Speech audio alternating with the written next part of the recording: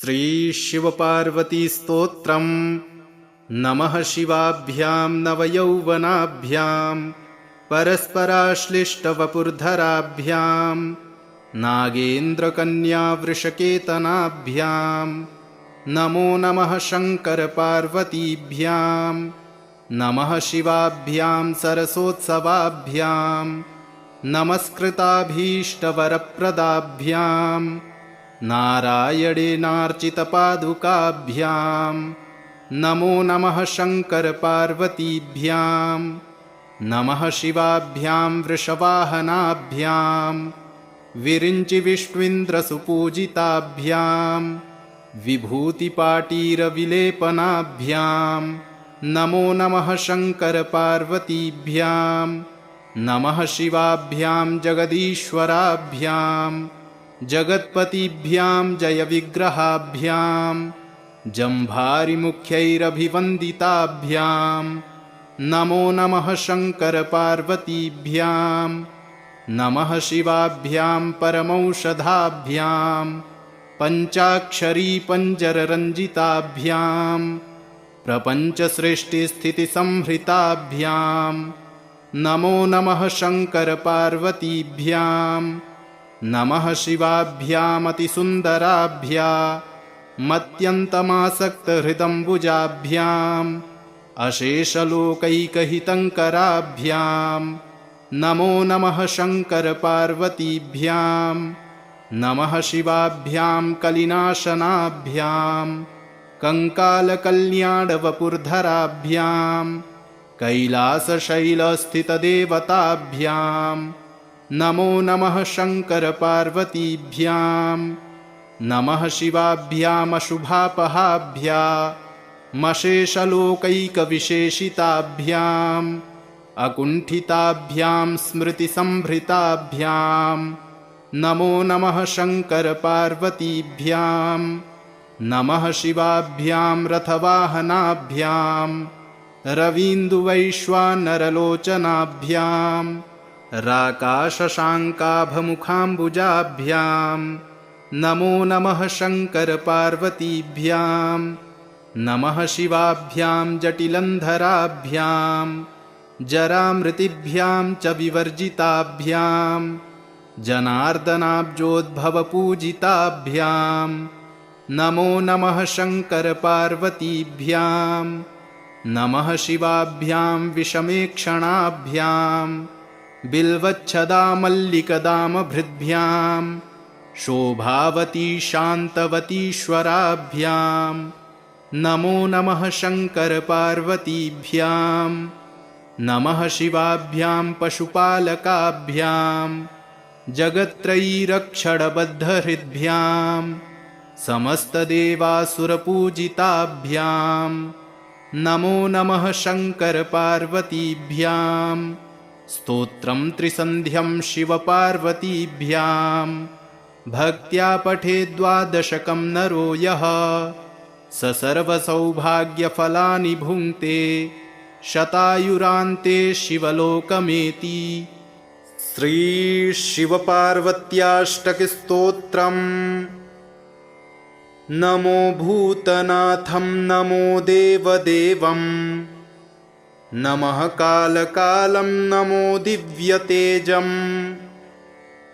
नमः कामभस्मं नमः शान्तशीलम् भजे पार्वतीवल्लभं नीलकण्ठं सदा तीर्थसिद्धं सदा भक्तरक्षं सदा शैवपूज्यं सदा शुभ्रभस्मं सदा ध्यानयुक्तं सदा ज्ञानतल्पं भजे पार्वतीवल्लभं नीलकण्ठं श्मशानं शयानं महास्थानवासं शरीरं गजानां सदा चर्मवेष्टं पिशाचं निशोचं पशूनां प्रतिष्ठं भजे पार्वतीवल्लभं नीलकण्ठं श्मशानं शयानं महास्थानवासं शरीरं गजानां सदा चर्मवेष्टम् पिशाचं निशोचं पशूनां प्रतिष्ठम् भजे पार्वतीवल्लभं नीलकण्ठम् शिरःशुद्धगङ्गा शिवा वामभागम् बृहद्दीर्घकेशं सदा मां त्रिनेत्रम् फणिनागकर्णं सदा फालचन्द्रम्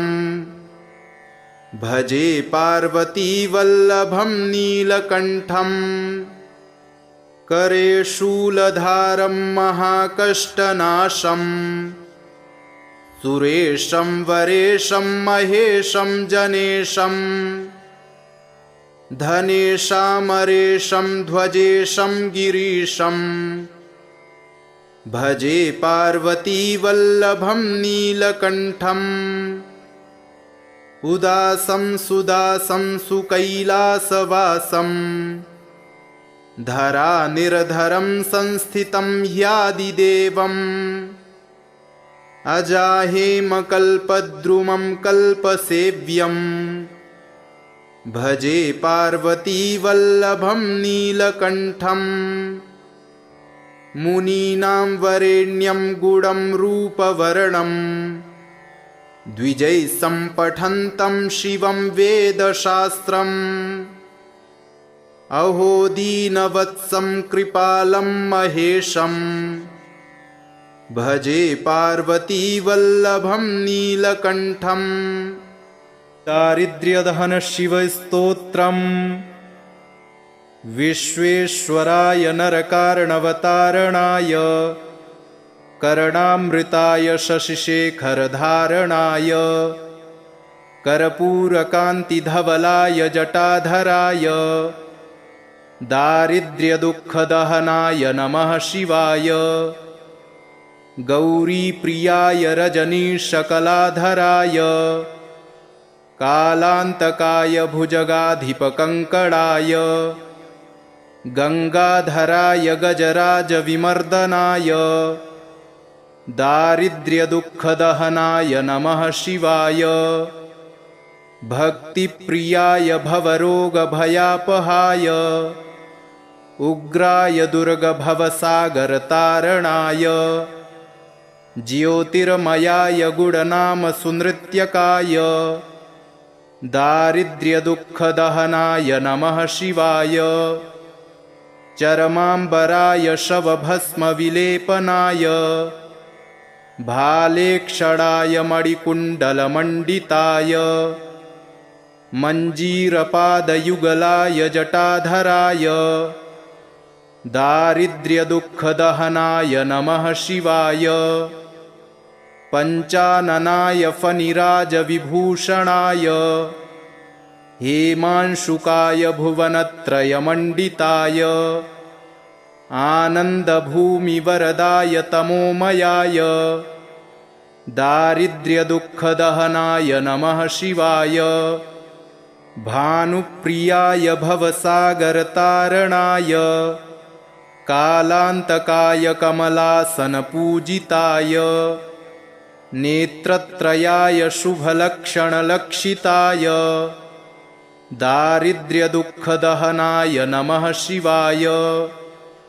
रामप्रियाय रघुनाथवरप्रदाय नागप्रियाय नरकार्णवतारणाय पुण्येषु पुण्यभरिताय सुरर्चिताय दारिद्र्यदुःखदहनाय नमः शिवाय मुक्तेश्वराय फलदाय गणेश्वराय गीतप्रियाय वृषभेश्वरवाहनाय मातङ्गचर्मवसनाय महेश्वराय दारिद्र्यदुःखदहनाय नमः शिवाय श्रीपुरुषोत्तमस्तोत्रम् नमस्ते भगवान् देव लोकनाथ जगत्पते क्षीरोदवासिनं देवं शेषभोगानुशायिनं वरं वरेण्यं वरदं कर्तारम् अकृतं प्रभुं विश्वेश्वरम् अजं विष्णुं सर्वज्ञम् अपराजितं नीलोत्पलदलश्यामं पुण्डरीकनिवेक्षणं सर्वज्ञं निर्गुणं शान्तं जगद्दातारमव्ययम् सर्वलोकविदातारं सर्वलोकसुखावहं पुराणं पुरुषं वेद्यं व्यक्ताव्यक्तं सनातनं परवराणां सृष्टारां लोकनाथं जगद्गुरुं श्रीवत्सोरस्कसंयुक्तं वनमालाविभूषितं पीतवस्त्रं चतुर्बाहुं शङ्खचक्रगदाधरं हारकीयूरसंयुक्तं मुक्ताङ्गदधारिणं सर्वलक्षणसम्पूर्णं सर्वेन्द्रियविवर्जितं कूटस्थम् अचलं सूक्ष्मं ज्योतिरूपसनातनं भावाभावं विनिर्मुक्तं व्यापिनं प्रकृतेः परं नमस्यामि जगन्नाथम् ईश्वरं सुखदं प्रभुम् इत्येवं धर्मराजस्तु पुरन्याक्रोधसन्निधौ स्तुत्वा नानाविधैः स्तोत्रैः प्रणामम् अकरोत् सदा। नमः शिवाभ्यां नवयौवनाभ्यां परस्पराश्लिष्टवपुर्धराभ्यां नागेन्द्रकन्यावृषकेतनाभ्यां नमो नमः शङ्करपार्वतीभ्यां नमः शिवाभ्यां सरसोत्सवाभ्यां नमस्कृताभीष्टवरप्रदाभ्यां नारायणेनार्चितपादुकाभ्यां नमो नमः शङ्करपार्वतीभ्यां नमः शिवाभ्यां वृषवाहनाभ्यां विरिञ्चिविष्णुन्द्रसुपूजिताभ्यां विभूतिपाटीरविलेपनाभ्यां नमो नमः शङ्करपार्वतीभ्यां नमः शिवाभ्यां जगदीश्वराभ्यां जगत्पतिभ्यां जयविग्रहाभ्यां जम्भारिमुख्यैरभिवन्दिताभ्यां नमो नमः शङ्करपार्वतीभ्यां नमः शिवाभ्यां परमौषधाभ्यां पञ्चाक्षरी पञ्जररञ्जिताभ्यां प्रपञ्चसृष्टिस्थितिसंहृताभ्यां नमो नमः शङ्करपार्वतीभ्यां नमः शिवाभ्यामतिसुन्दराभ्यामत्यन्तमासक्तहृदम्बुजाभ्याम् अशेषलोकैकहितङ्कराभ्यां नमो नमः शङ्करपार्वतीभ्यां नमः शिवाभ्यां कलिनाशनाभ्यां कङ्कालकल्याणवपुर्धराभ्यां कैलासशैलस्थितदेवताभ्यां नमो नमः शङ्करपार्वतीभ्यां नमः शिवाभ्यामशुभापहाभ्यामशेषलोकैकविशेषिताभ्याम् अकुण्ठिताभ्यां स्मृतिसंभृताभ्यां नमो नमः शङ्करपार्वतीभ्यां नमः शिवाभ्यां रथवाहनाभ्यां रवीन्दुवैश्वानरलोचनाभ्यां राकाशशाङ्काभमुखाम्बुजाभ्यां नमो नमः शङ्करपार्वतीभ्यां नमः शिवाभ्यां जटिलन्धराभ्यां जरामृतिभ्यां च विवर्जिताभ्यां जनार्दनाब्जोद्भवपूजिताभ्यां नमो नमः शङ्करपार्वतीभ्यां नमः शिवाभ्यां विषमेक्षणाभ्यां बिल्वच्छदामल्लिकदामभृद्भ्यां शोभावती शान्तवतीश्वराभ्यां नमो नमः शङ्करपार्वतीभ्यां नमः शिवाभ्यां पशुपालकाभ्यां जगत्त्रयीरक्षणबद्धहृद्भ्यां समस्तदेवासुरपूजिताभ्यां नमो नमः शङ्करपार्वतीभ्यां स्तोत्रं त्रिसन्ध्यं शिवपार्वतीभ्यां भक्त्या पठेद्वादशकं नरो यः स सर्वसौभाग्यफलानि भुङ्क्ते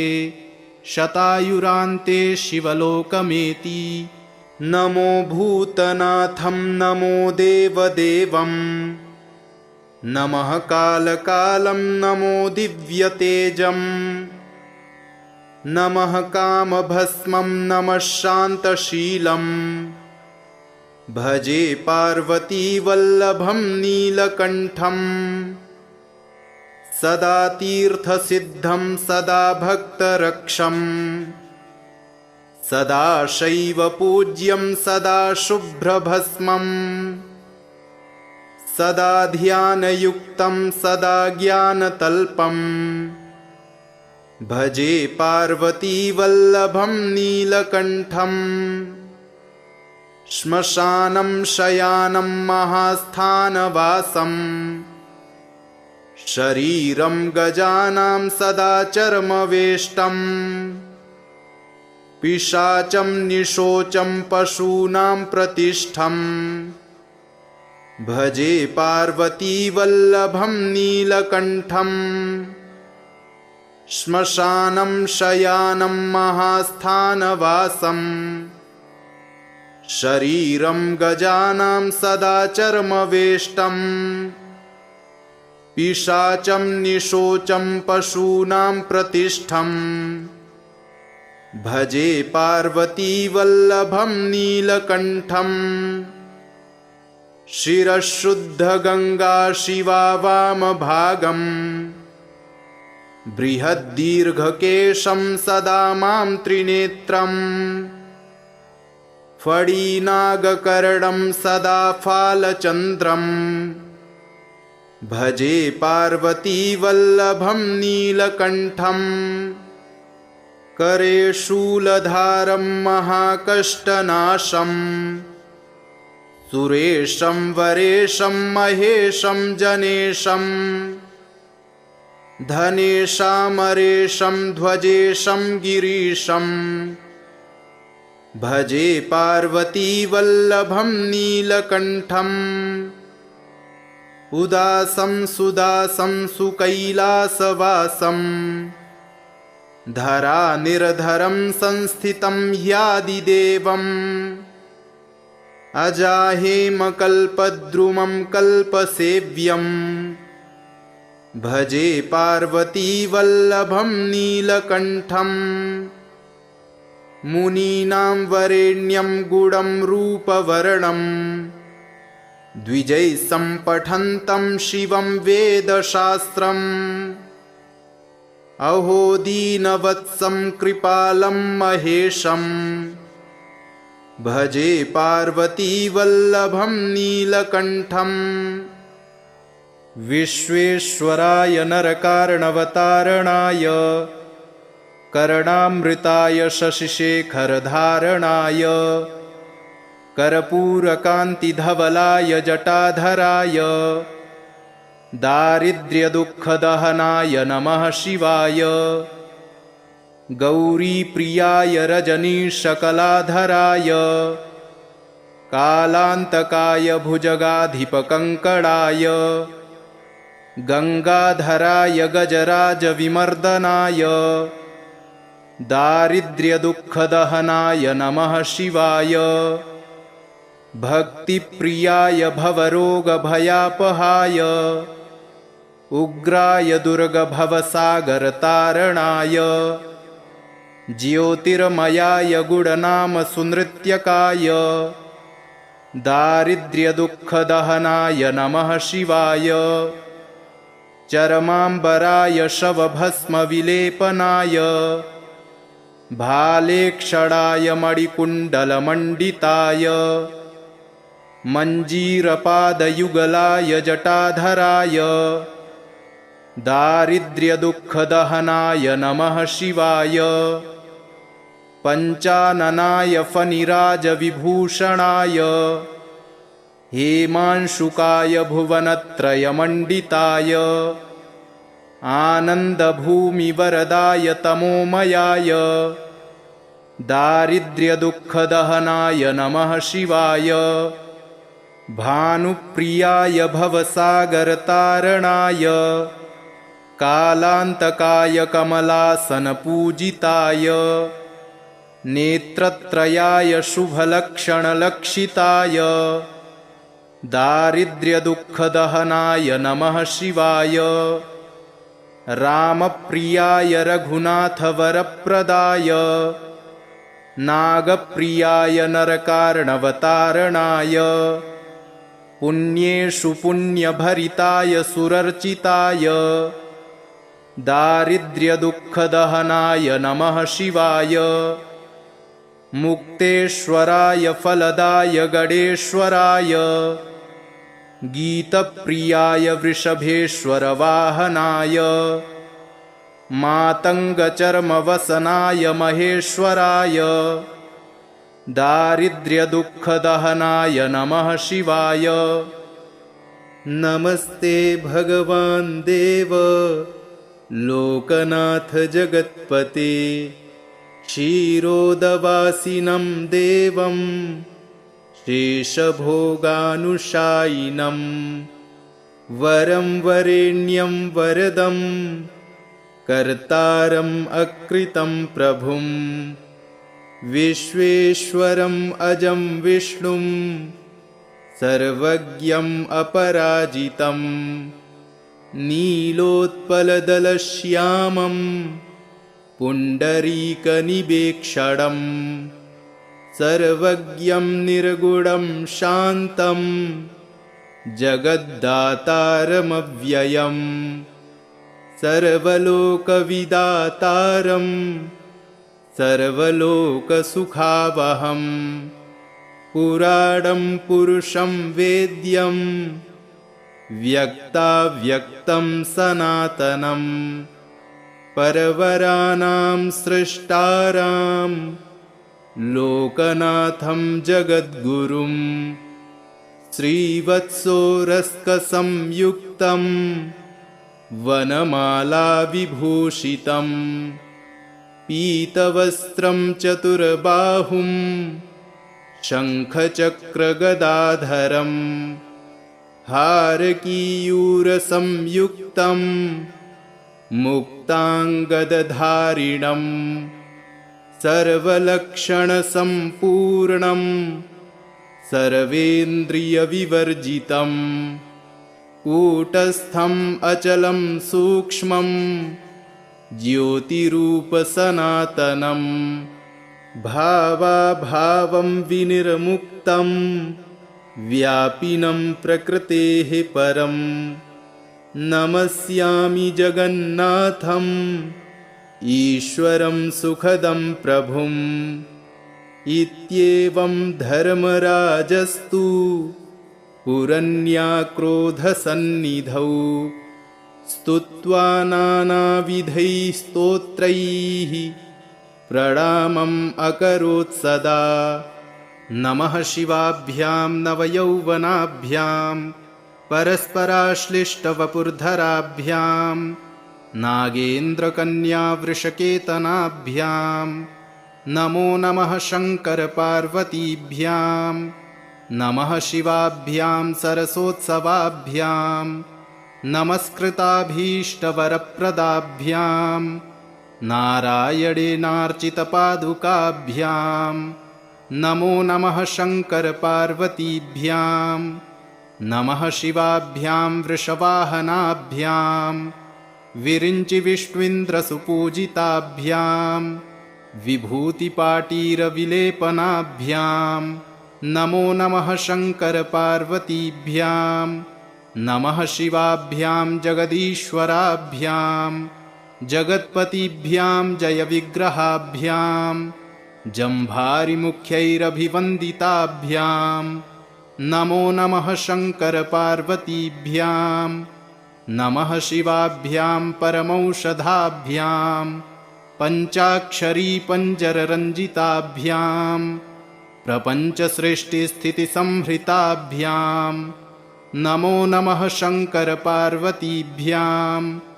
नमः शिवाभ्यामतिसुन्दराभ्यामत्यन्तमासक्तहृदम्बुजाभ्याम् अशेषलोकैकहितङ्कराभ्यां नमो नमः शङ्करपार्वतीभ्यां नमः शिवाभ्यां कलिनाशनाभ्यां कङ्कालकल्याणवपुर्धराभ्यां कैलासशैलस्थितदेवताभ्यां नमो नमः शङ्करपार्वतीभ्यां नमः शिवाभ्यामशुभापहाभ्यामशेषलोकैकविशेषिताभ्याम् अकुण्ठिताभ्यां स्मृतिसंभृताभ्यां नमो नमः शङ्करपार्वतीभ्यां नमः शिवाभ्यां रथवाहनाभ्यां रवीन्दुवैश्वानरलोचनाभ्यां राकाशशाङ्काभमुखाम्बुजाभ्यां नमो नमः शङ्करपार्वतीभ्यां नमः शिवाभ्यां जटिलन्धराभ्यां जरामृतिभ्यां च विवर्जिताभ्यां जनार्दनाब्जोद्भवपूजिताभ्यां नमो नमः शङ्करपार्वतीभ्यां नमः शिवाभ्यां विषमेक्षणाभ्यां बिल्वच्छदामल्लिकदामभृद्भ्यां शोभावती शान्तवतीश्वराभ्यां नमो नमः शङ्करपार्वतीभ्यां नमः शिवाभ्यां पशुपालकाभ्यां जगत्त्रयीरक्षणबद्धहृद्भ्यां समस्तदेवासुरपूजिताभ्यां नमो नमः शङ्करपार्वतीभ्यां स्तोत्रं त्रिसन्ध्यं शिवपार्वतीभ्यां भक्त्या पठेद्वादशकं नरो यः स सर्वसौभाग्यफलानि भुङ्क्ते शतायुरान्ते शिवलोकमेति नमो भूतनाथं नमो देवदेवं नमः कालकालं नमो दिव्यतेजं नमः कामभस्मं नमः शान्तशीलं भजे पार्वतीवल्लभं नीलकण्ठं सदा तीर्थसिद्धं सदा भक्तरक्षं सदा शैवपूज्यं सदा शुभ्रभस्मं सदा ध्यानयुक्तं सदा ज्ञानतल्पं भजे पार्वतीवल्लभं नीलकण्ठं श्मशानं शयानं महास्थानवासं शरीरं गजानां सदा चर्मवेष्टं पिशाचं निशोचं पशूनां प्रतिष्ठं भजे पार्वतीवल्लभं नीलकण्ठं श्मशानं शयानं महास्थानवासं शरीरं गजानां सदा चर्मवेष्टं पिशाचं निशोचं पशूनां प्रतिष्ठं भजे पार्वतीवल्लभं नीलकण्ठं शिरःशुद्धगङ्गा शिवा वामभागं बृहद्दीर्घकेशं सदा मां त्रिनेत्रं फणिनागकर्णं सदा फालचन्द्रं भजे पार्वतीवल्लभं नीलकण्ठं करे शूलधारं महाकष्टनाशं सुरेशं वरेशं महेशं जनेशं धनेशामरेशं ध्वजेशं गिरीशं भजे पार्वतीवल्लभं नीलकण्ठं उदासं सुदासं सुकैलासवासं धरानिर्धरं संस्थितं ह्यादिदेवम् अजाहेमकल्पद्रुमं कल्पसेव्यम् भजे पार्वतीवल्लभं नीलकण्ठम् मुनीनां वरेण्यं गुडं रूपवर्णम् द्विजैः सम्पठन्तं शिवं वेदशास्त्रम् अहो दीनवत्सं कृपालं महेशम् भजे पार्वतीवल्लभं नीलकण्ठम् विश्वेश्वराय नरकार्णवतारणाय कर्णामृताय शशिशेखरधारणाय कर्पूरकान्तिधवलाय जटाधराय दारिद्र्यदुःखदहनाय नमः शिवाय गौरीप्रियाय रजनीशकलाधराय कालान्तकाय भुजगाधिपकङ्कणाय गंगाधराय गजराजविमर्दनाय दारिद्र्यदुःखदहनाय नमः शिवाय भक्तिप्रियाय भवरोगभयापहाय उग्राय दुर्गभवसागरतारणाय ज्योतिर्मयाय गुणनामसुनृत्यकाय दारिद्र्यदुःखदहनाय नमः शिवाय चरमाम्बराय शवभस्मविलेपनाय भालेक्षणाय मणिकुण्डलमण्डिताय मञ्जीरपादयुगलाय जटाधराय दारिद्र्यदुःखदहनाय नमः शिवाय पञ्चाननाय फणिराजविभूषणाय हेमांशुकाय भुवनत्रयमण्डिताय आनन्दभूमिवरदाय तमोमयाय दारिद्र्यदुःखदहनाय नमः शिवाय भानुप्रियाय भवसागरतारणाय कालान्तकाय कमलासनपूजिताय नेत्रत्रयाय शुभलक्षणलक्षिताय दारिद्र्यदुःखदहनाय नमः शिवाय रामप्रियाय रघुनाथवरप्रदाय नागप्रियाय नरकार्णवतारणाय पुण्येषु पुण्यभरिताय सुरर्चिताय दारिद्र्यदुःखदहनाय नमः शिवाय मुक्तेश्वराय फलदाय गणेश्वराय गीतप्रियाय वृषभेश्वरवाहनाय मातङ्गचर्मवसनाय महेश्वराय दारिद्र्यदुःखदहनाय नमः शिवाय नमस्ते भगवान् देव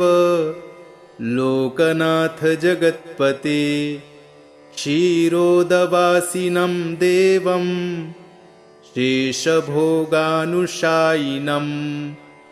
वरं वरेण्यं वरदं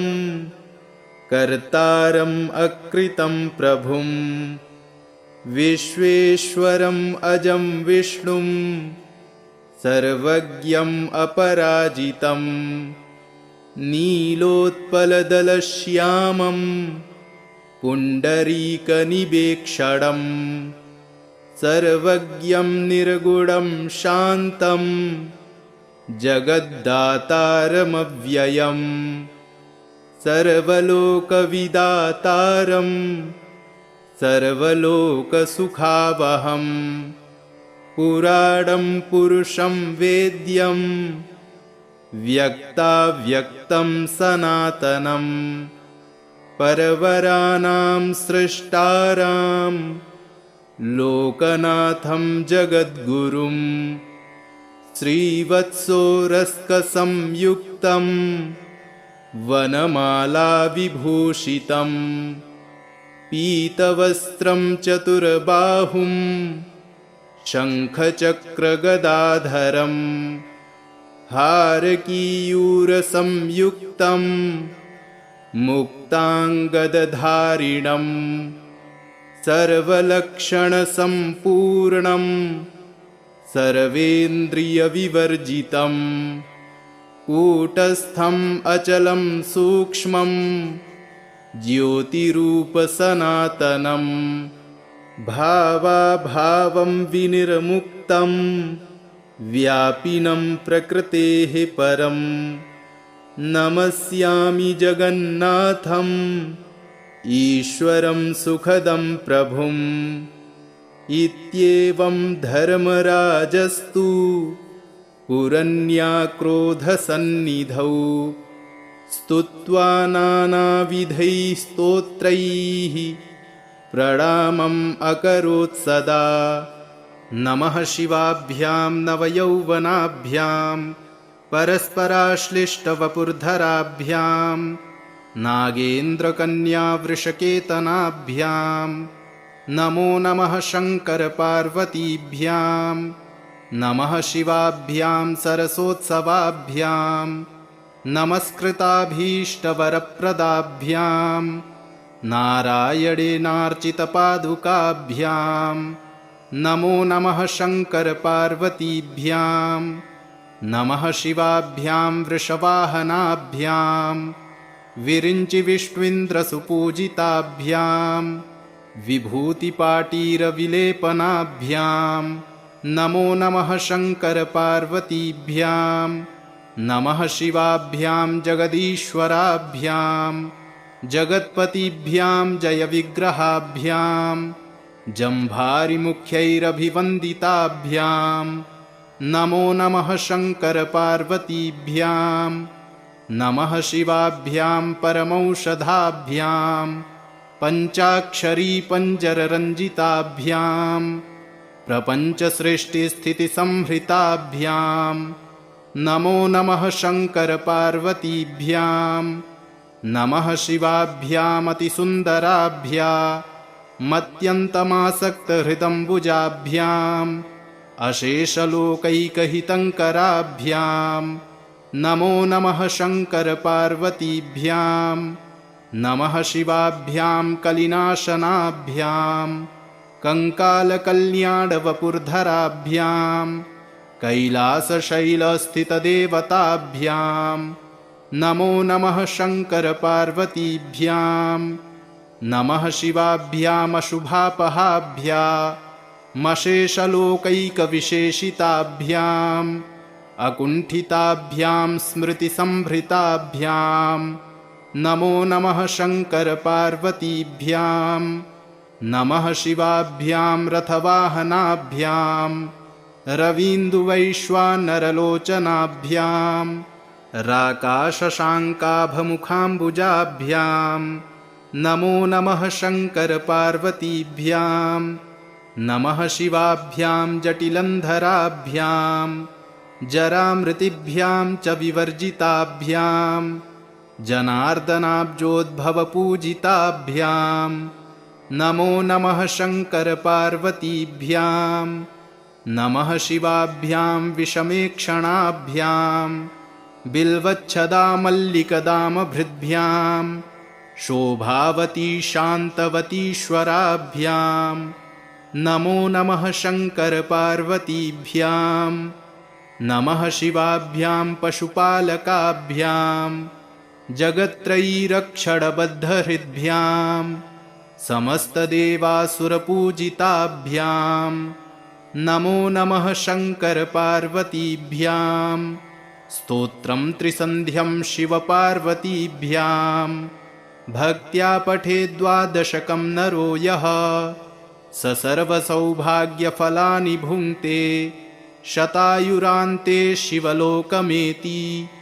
नमो भूतनाथं नमो देवदेवं नमः कालकालं नमो दिव्यतेजं नमः कामभस्मं नमः शान्तशीलं भजे पार्वतीवल्लभं नीलकण्ठं सदा तीर्थसिद्धं सदा भक्तरक्षं सदा शैवपूज्यं सदा शुभ्रभस्मं सदा ध्यानयुक्तं सदा ज्ञानतल्पम् भजे पार्वतीवल्लभं नीलकण्ठम् श्मशानं शयानं महास्थानवासम् शरीरं गजानां सदा चर्मवेष्टम् पिशाचं निशोचं पशूनां प्रतिष्ठम् भजे पार्वतीवल्लभं नीलकण्ठम् श्मशानं शयानं महास्थानवासम् शरीरं गजानां सदा चर्मवेष्टम् पिशाचं निशोचं पशूनां प्रतिष्ठम् भजे पार्वतीवल्लभं नीलकण्ठम् शिरःशुद्धगङ्गा शिवा वामभागम् बृहद्दीर्घकेशं सदा मां त्रिनेत्रम् फणिनागकर्णं सदा फालचन्द्रम् भजे पार्वतीवल्लभं नीलकण्ठम् करे शूलधारं महाकष्टनाशम् सुरेशं वरेशं महेशं जनेशं धनेशामरेशं ध्वजेशं गिरीशं भजे पार्वतीवल्लभं नीलकण्ठम्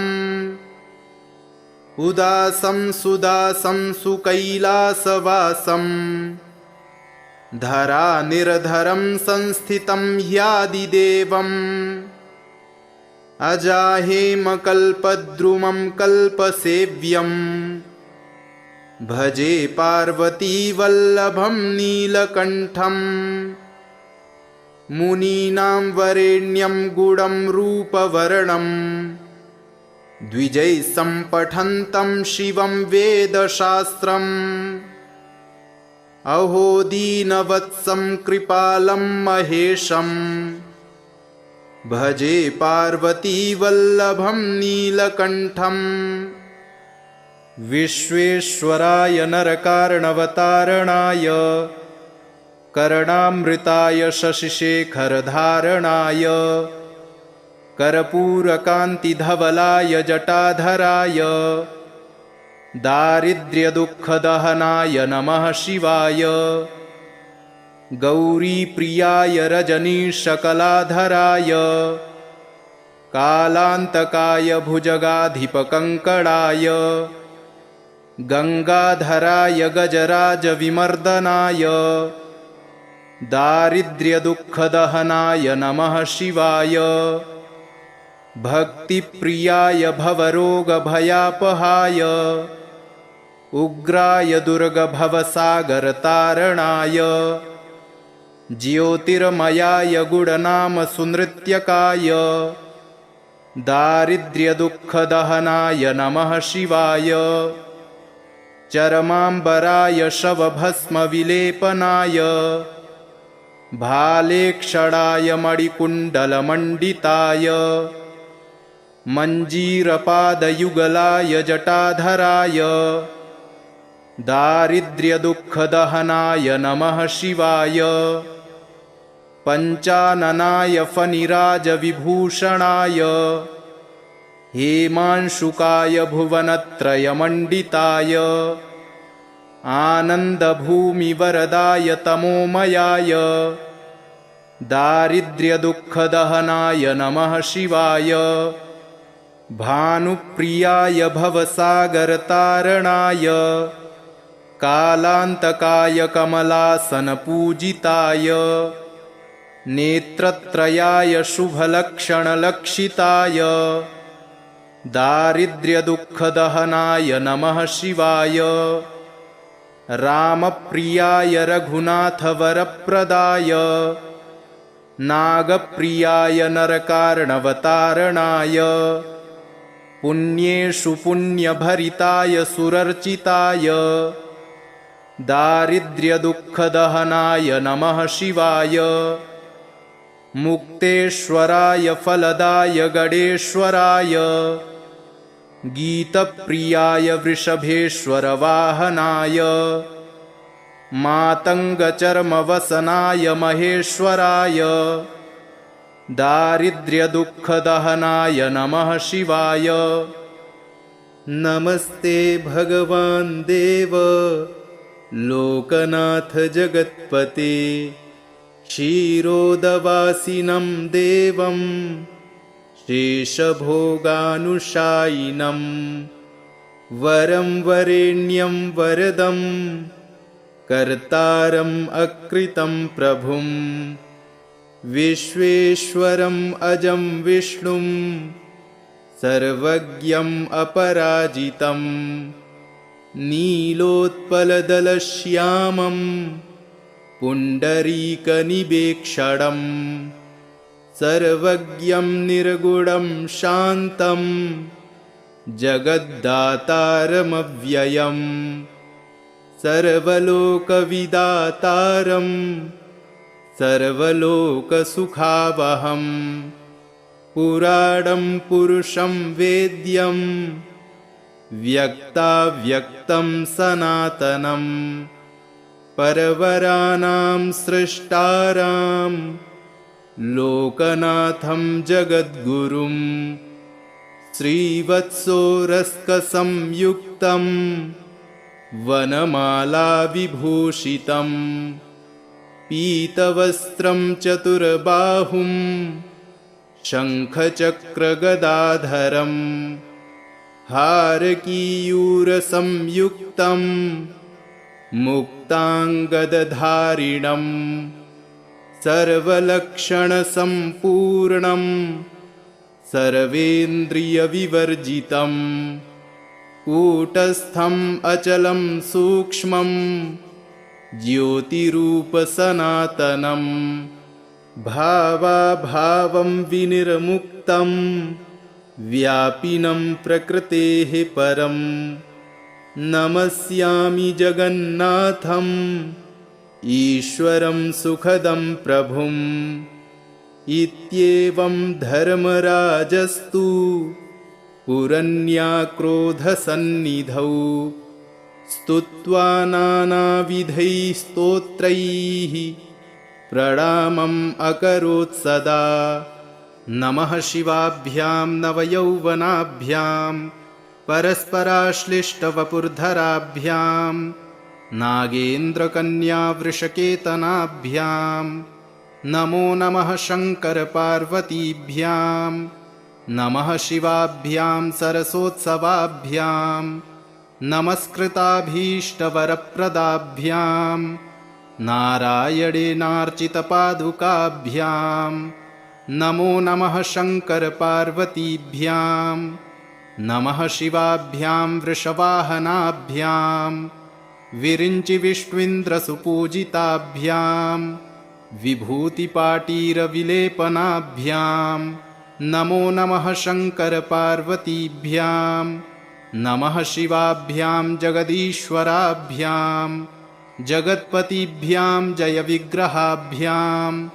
जम्भारिमुख्यैरभिवन्दिताभ्यां नमो नमः शङ्करपार्वतीभ्यां नमः शिवाभ्यां परमौषधाभ्यां पञ्चाक्षरी पञ्जररञ्जिताभ्यां प्रपञ्चसृष्टिस्थितिसंहृताभ्यां नमो नमः शङ्करपार्वतीभ्यां नमः शिवाभ्यामतिसुन्दराभ्यामत्यन्तमासक्तहृदम्बुजाभ्याम् अशेषलोकैकहितङ्कराभ्यां नमो नमः शङ्करपार्वतीभ्यां नमः शिवाभ्यां कलिनाशनाभ्यां कङ्कालकल्याणवपुर्धराभ्यां कैलासशैलस्थितदेवताभ्यां नमो नमः शङ्करपार्वतीभ्यां नमः शिवाभ्यामशुभापहाभ्यामशेषलोकैकविशेषिताभ्याम् अकुण्ठिताभ्यां स्मृतिसंभृताभ्यां नमो नमः शङ्करपार्वतीभ्यां नमः शिवाभ्यां रथवाहनाभ्यां रवीन्दुवैश्वानरलोचनाभ्यां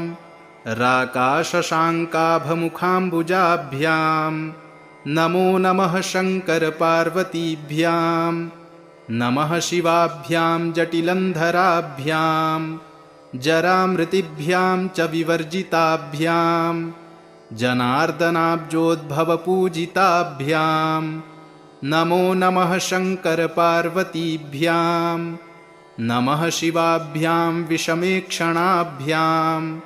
बिल्वच्छदामल्लिकदामभृद्भ्यां शोभावती शान्तवतीश्वराभ्यां नमो नमः शङ्करपार्वतीभ्यां नमः शिवाभ्यां पशुपालकाभ्यां जगत्त्रयीरक्षणबद्धहृद्भ्यां समस्तदेवासुरपूजिताभ्यां नमो नमः शङ्करपार्वतीभ्यां स्तोत्रं त्रिसन्ध्यं शिवपार्वतीभ्यां भक्त्या पठेद्वादशकं नरो यः स सर्वसौभाग्यफलानि भुङ्क्ते शतायुरान्ते शिवलोकमेति। नमो भूतनाथं नमो देवदेवं नमः कालकालं नमो दिव्यतेजं नमः कामभस्मं नमः शान्तशीलं भजे पार्वतीवल्लभं नीलकण्ठं सदा तीर्थसिद्धं सदा भक्तरक्षं सदा शैवपूज्यं सदा शुभ्रभस्मं सदा ध्यानयुक्तं सदा ज्ञानतल्पं भजे पार्वतीवल्लभं नीलकण्ठं श्मशानं शयानं महास्थानवासं शरीरं गजानां सदा चर्मवेष्टं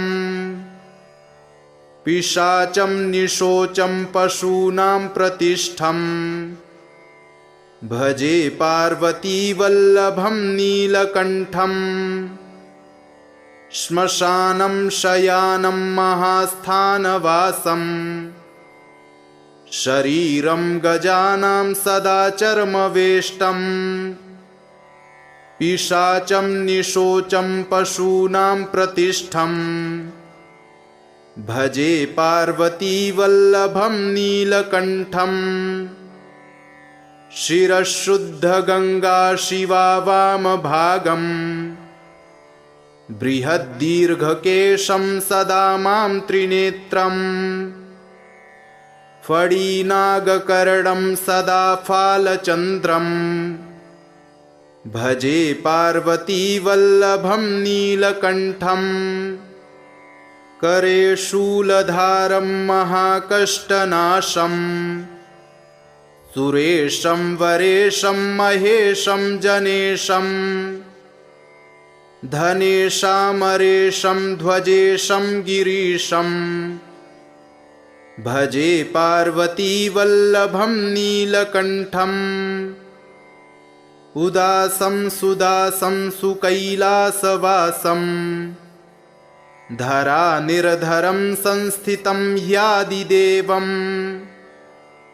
अजाहेमकल्पद्रुमं कल्पसेव्यं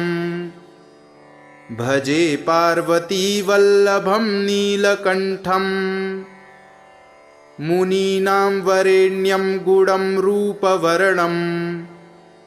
द्विजैः सम्पठन्तं शिवं वेदशास्त्रम्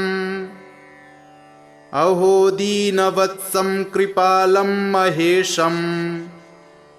भजे पार्वतीवल्लभं नीलकण्ठं